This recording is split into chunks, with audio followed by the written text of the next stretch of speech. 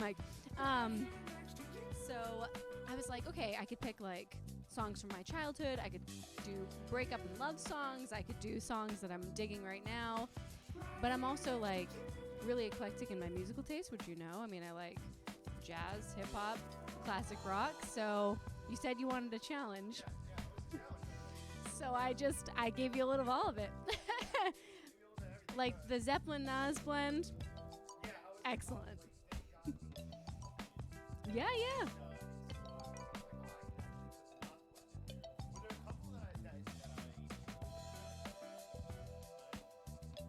No. I don't think so. No. And like I said, one of the is it Erykah Badu songs, I was like, oh, that was on the list, and then I took it off. So, yeah. No. The original Bag Lady. But I don't know. I mean, what songs do you have questions about? Because I don't know. I mean, I'm trying to remember which ones played in the first half versus what people haven't heard yet. So, yeah. I got a question about a song that didn't make it there. On the list. Because I know you're a big Missy fan, and there was no Missy Elliott song. So I was like, I have to throw that in there. I was like, how did Missy not get on the list? I think there were artists that I wanted to include, but I couldn't pick like the perfect song. I don't know. Like honestly, if I would have put a Missy song on there right now, it would have been Tempo, which it's like I don't know if that fits with the rest. Anyway, so yeah, I don't know. Like okay, what was the first song? Okay, that was a good. Why did you choose that first?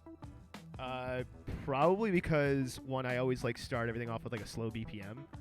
So I had the slow BPM, but it had like that open kind of drum beat. It was like really spare and minimal, and then especially towards the end where like everything kind of like bottoms out and it's just like this, like the way it breaks down at the end. It was more so, like I can mix something in here that either is unexpected or is usually hard to mix, and then that Endangered Species song. Because it has like I think it's like 8 bars of just the vocals. Because it starts off and then like the beat finally kicks in. So I was like, oh, okay. And it's just vocals, so I don't have to worry about like it being in key or other instruments. And then the way that like it's just the breakdown of the Rihanna songs. I was like, all right, these are going to like blend really nicely. And then from there, I was like, all right, with BPM wise, the like Missy Elliott song was like, I found the original. And then the original, again, that loop. Thank you, Serato, for a looping function, because I would never be able to do this back in the day. Able to like loop that, like just that spare middle, like the doom doom doom doom doom doom, like so, like that sample, and then play the Missy after and go from there. Yeah, so it's a little bit more technical in the sense of that. But I was like, all right, let me start off with the slow BPM.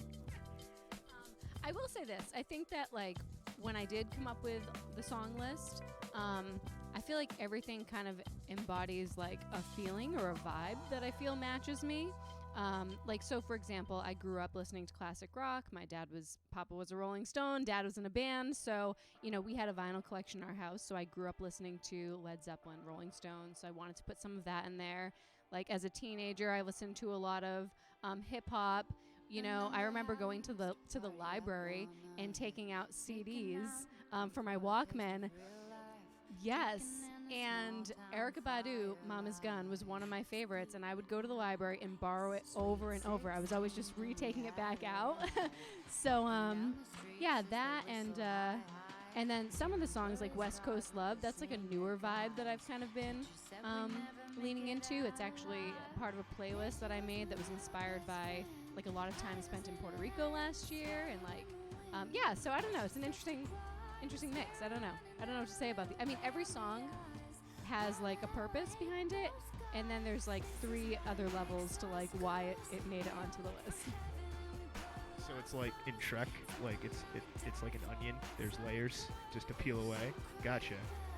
Yeah, and actually in the background right now, I chose it as one of the interlude songs. Is I think is they called "This Is Why We're." Yeah, "This Is What Makes Us Girls," which I was like listening to that. I'm like, this is gonna be an interlude song. Like I was like, as I'm listening to it, I'm like, this is good sad music, but I don't want the mix to be sad. It's interesting because maybe you picked up on this. Like a lot of the lyrics are very like empowered women songs. Um,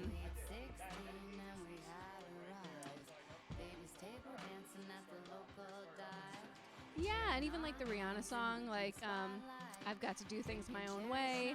Like, yeah, like it's all very independent. But then Lana Del Rey, I love. And she is the opposite. I feel like she epitomizes like a woman whose sole purpose is like just like chase after her man. She's like endlessly, hopelessly in love. And like obviously we all have that in us too. So so I listen to a lot of Lana Del Rey, even though I'm really into like empowered women. I feel like her music doesn't always embody that, but it's still a part of me. So yeah. Turn off by ours and ours. In an interview, she was like, "Yeah, I'm happy to take credit for making pop music, have a depressing tone and vibe for like the years that she was like really in the public eye." And I'm like, one, how can you take credit for an entire thing? And two, why would you want to take credit? Hey, I'll take credit and be proud I made music more depressing. That is like not like I don't know if that's like a hill I would want to die on. So interesting. Like that's not even her real name, which like probably isn't a shocker, but yeah, she's definitely like created this character. So anyway, she's interesting to me, and I do like listening to her sad, sappy music sometimes, quite often actually. But anyway. Are you trying to tell us like blink twice if you're okay?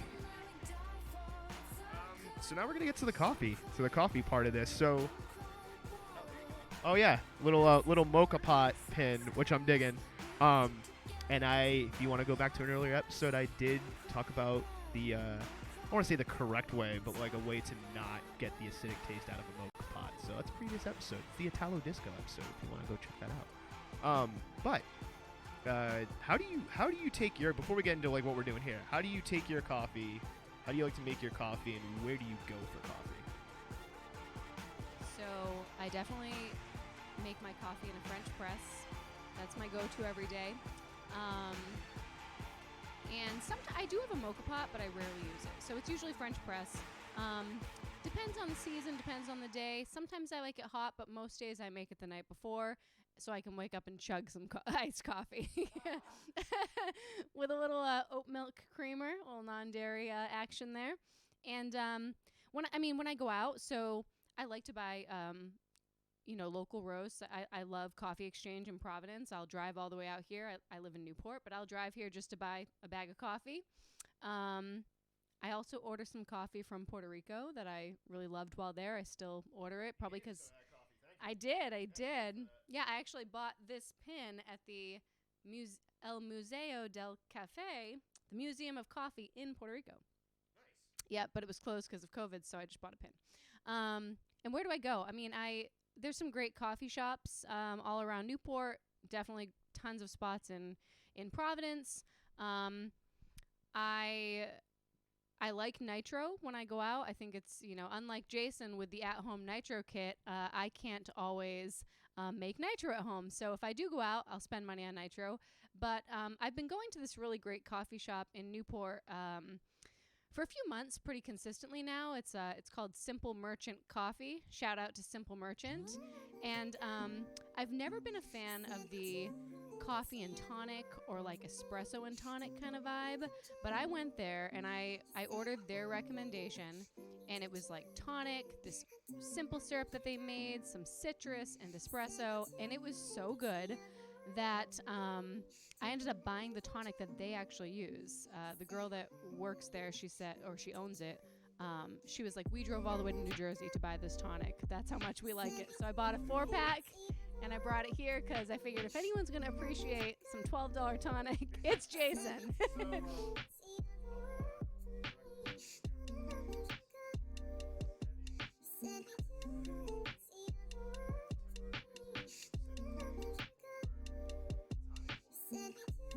Yes. For who?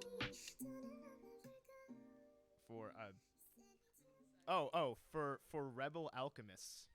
That's so us. That's so us. I don't know what kind of alchemy we're doing. I guess we're turning this stuff into mocktail gold. Is apparently what we're doing right now. Do you know anything about like the espresso tonic trend? Because I bet people listening probably have never even heard of this. Oh yeah, no, like espresso tonic's been around for a while, but even like longer than that, there was like espresso sodas. Like there's like so many like small little markets and bodegas in New York that forgot the brand name. It's escaping me right now. Somebody will probably correct me on it. But like coffee and soda has like been a thing for a while, and it's like pre-bottled, pre-canned and everything. So I'm not surprised of like espresso tonic becoming a thing, especially if in the summer months you add like a little. I think it's like a good mocktail alternative if like somebody's sitting there and they want their coffee hit or they want their boozy brunch cocktail, but they actually don't want to drink and I mean it's pretty simple, tonic and espresso. Like it makes sense. Then adding like an orange peel or like a little things here and there. Bolt makes an amazing espresso tonic. They make a really good espresso tonic. So Bolt was like my first like introduction. What was your first, like the first time you saw it, like as far as espresso tonic, which again been around for a while, but like it'd be interested to hear like when was the first time you saw it, like oh that can be a thing.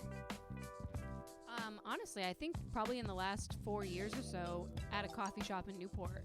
And I was like, meh, because I don't really like tonic usually. But this, yeah. And then I think I don't like espresso with just tonic. But adding a little citrus really helps. Yeah, you can handle my ice cubes if you...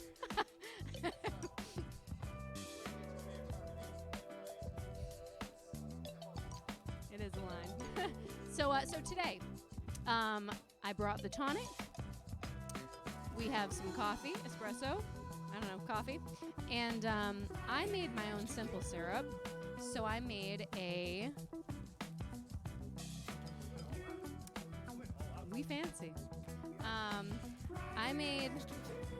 It is cinnamon, orange, simple syrup made with coconut sugar as the base.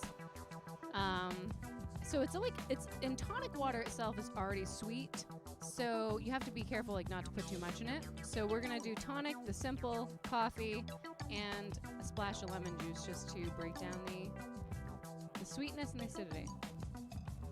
I would say half a bottle for each. Oh, you should try it first. I wanna watch your reaction.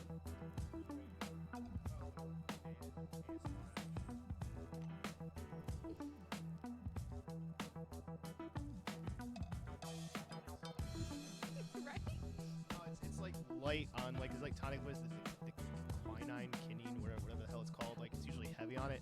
Whereas this is like light and just tastes more like orange, like a lemon orange soda than it does tonic. It's so good. Yep.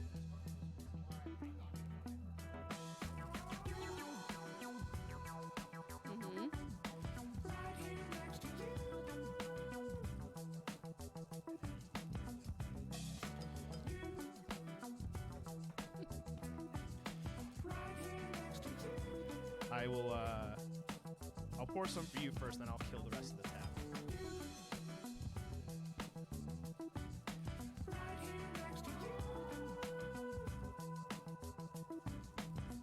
This is Inception level video that we're watching. Just layers of it behind us.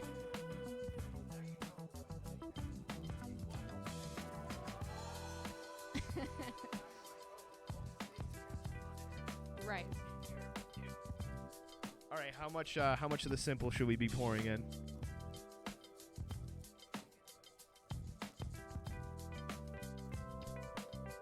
Actually, I'll pour a little after you pour a little bit in my, because I want to taste this on its own, even though it'll be a little watery.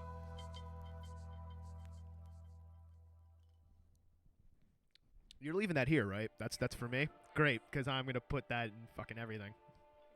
It's amazing. I started making simple syrups during COVID because I missed my lavender lattes, so I made lavender syrup, and now I've been making syrups nonstop. Again, we fancy over here. All right, and then finally a little, and this is concentrate, so like the less the better. Cause yeah, I didn't do fresh lemons, people. Right, I had enough crap I had to deal with the stream. Before everybody's like, you need fresh lemons, and I'm like, well, I have enough shit I gotta deal with today. Actually, I think you do, because the keg kicked. Yeah. Cheers.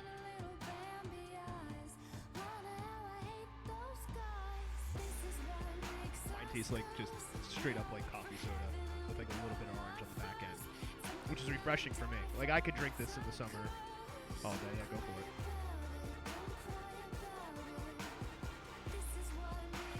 Really? No, I kind of like the lighter on the tonic. Yeah. All right. A little bit, but yeah. I mean, of that syrup, yes. Well, when a woman asks, do you want a little dating tip out there? If a beautiful woman asks, do you want a little extra syrup? You always say yes. It's just that's the default. Yeah. Oh god. For anybody listening, they'll be like, "What the hell is happening right now?"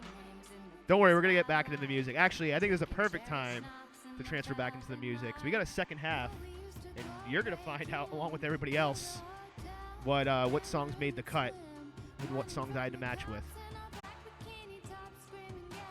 I had to take another sip before we started. So, with that, second half coming up. We're gonna get into it. It's Double Shot